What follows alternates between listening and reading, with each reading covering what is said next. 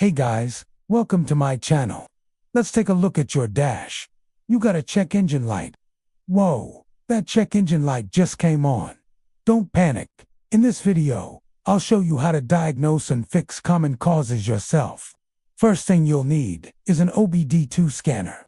They're cheap, easy to use, and can be found at most auto parts stores. You'll also need some basic tools, gloves, a flashlight, and your vehicle's manual.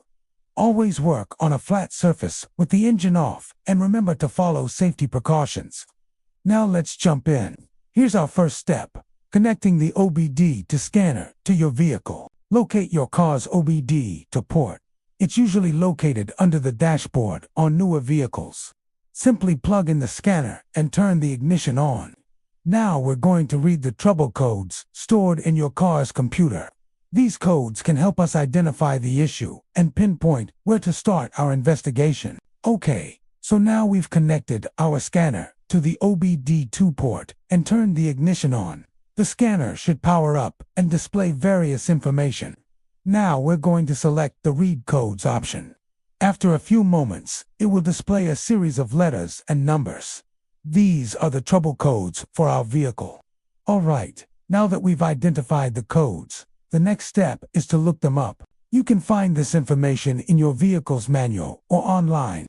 P0300 is a general code for a misfire in one or more cylinders, and P0420 indicates a problem with a catalytic converter or its associated systems. Knowing these things, we can begin to narrow down the potential causes.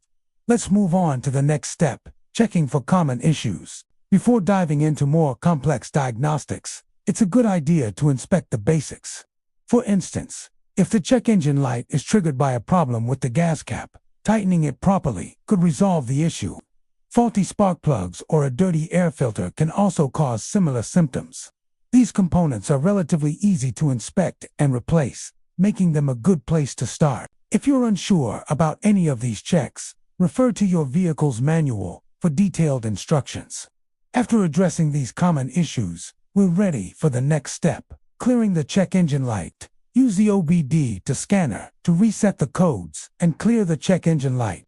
The process varies depending on the scanner model, but typically involves selecting a menu option or pressing a button. Once done, start the engine and check the dashboard to see if the light has turned off.